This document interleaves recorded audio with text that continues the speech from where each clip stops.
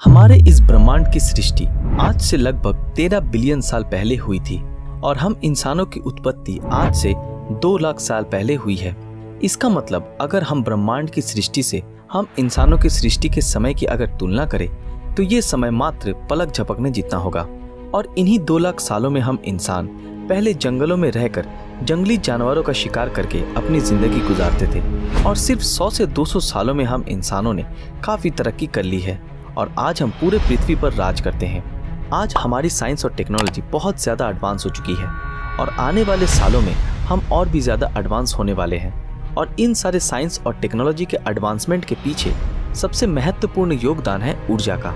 हम हमारी रोज़मर्रा की ज़िंदगी में, फैक्ट्रीज में, गाड़ियों में, घरों में, ऊंची ऊंची इमारतों में इस ऊर्जा का उपयोग करते हैं और आज के समय पे हम इन सब ज़रूरतों को पूरा करने के लिए 17.35 टेरावाट्स ऊर्जा का उत्पादन करने में सक्षम हैं। हम ये सोचते हैं कि हम चांद तक पहुंच चुके हैं, हर रोज स्पेस में सैटेलाइट्स भेज रहे हैं, सुपर कंप्यूटर्स का आविष्कार कर रहे हैं और आने वाले समय में मार्स पर रहने के बारे में प्लान बना रहे हैं। और इन सब को देखकर हमें ऐसा लगता है कि हम बहुत ज़्यादा एडवांस हो चुके हैं, लेकिन ये तो कुछ भी नहीं है।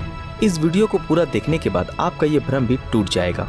साल 1964 में सोवियत एस्ट्रोनॉमर निकोलाई कार्डासेव ने पूरे ब्रह्मांड के सिविलाइजेशन की आधुनिकता का परिमाप करने के लिए एक स्केल का निर्माण किया जिसका नाम है कार्डासेव स्केल। इस स्केल का मेन बेसिक ये है कि एक सभ्यता हर साल कितनी ऊर्जा का उत्पादन करती है और कितनी ऊर्जा का उपयोग करती है, क्योंकि ऊर्जा ही आधुनिकता की जान है और इसी के आधार पर हम किसी भी सिविलाइजेशन की आधुनिकता का सटीक परिमाप कर सकते हैं। इस स्केल के आधार पर आधुनिकता के हिसाब से कार्डासेव ने अपनी थ्योरी में 3 तरह के सिविलाइजेशन के बारे में बताया और वो है टाइप 1 सिविलाइजेशन, टाइप 2 सिविलाइजेशन और टाइप 3 सिविलाइजेशन। और आज की हमारी ये वीडियो इसी विषय पर आधारित है। मैं आप लोगों को बता दूं कि ये स्केल लॉगरिदमिक तरीके से काम करती है।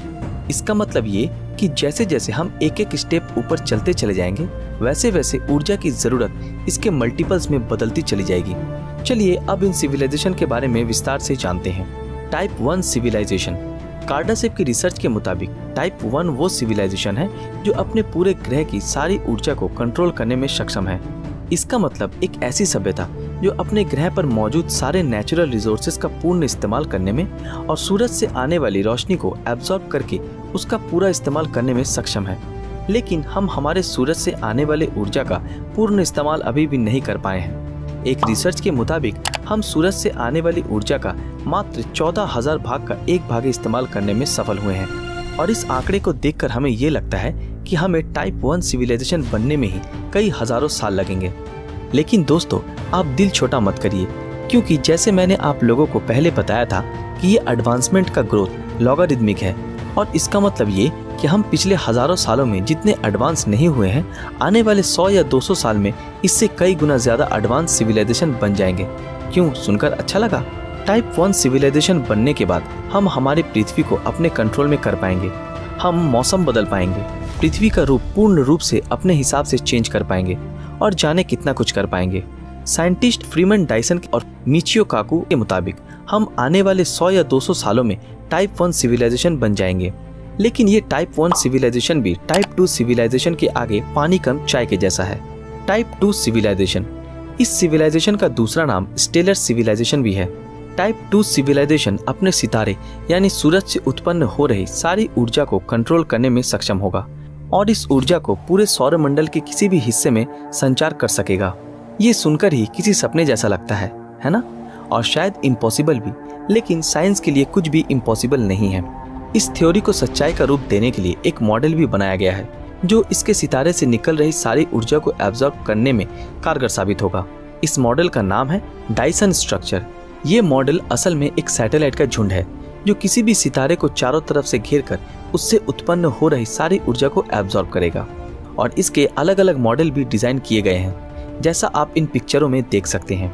इस मॉडल के हिसाब से अगर हम हमारे सूरज से उत्पन्न हो रही सारी ऊर्जा, जो कि है 400 के साथ 24 जीरो लगाने पर जितने नंबर होते हैं, उतनी वाट की ऊर्जा को एब्जॉर्ब कर उसका इस्तेमाल कर सके, तब शायद हम टाइप 2 सिविलाइजेशन बन जाएंगे।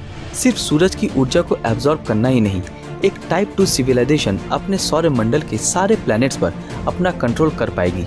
स्पेस में घूम रहे एस्टेरॉइड्स पर माइनिंग करने में सक्षम होंगी और बेसिकली जो मन चाहे वो कर पाएगी। लेकिन दोस्तों, आपके मन में ये सवाल तो जरूर आता होगा कि हम इतनी सारी ऊर्जा का करेंगे क्या, इसका इस्तेमाल कहाँ करेंगे।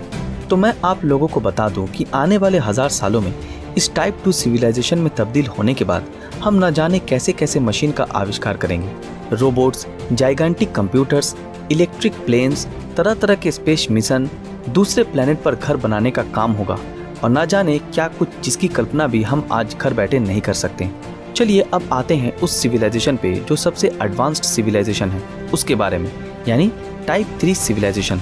इस सिविलाइजेशन का दूसरा नाम गैलेक्टिक सिविलाइजेशन भी है। अब तक तो हम सिर्फ अपने सितारे या फिर अपने सौरमंडल तक ही सीमित थे, लेकिन टाइप 3 सिविलाइजेशन वो सिविलाइजेशन है जो पूरी की पूरी गैलेक्सी की सारी ऊर्जा पर अपना कंट्रोल करने में सक्षम होगी। क्यों, झटका लगा? लगने वाली बात ही है। इस सिविलाइजेशन के पास इतनी ताकत होगी जिसकी कल्पना भी कर पाना नामुमकिन है। और हमारे हिसाब से टाइप 3 सिविलाइजेशन एक साइंटिफिक तौर पे कल्पना का विषय जैसा लगता है, लेकिन है नहीं। इसलिए इस सिविलाइजेशन के बारे में भी हम जानेंगे।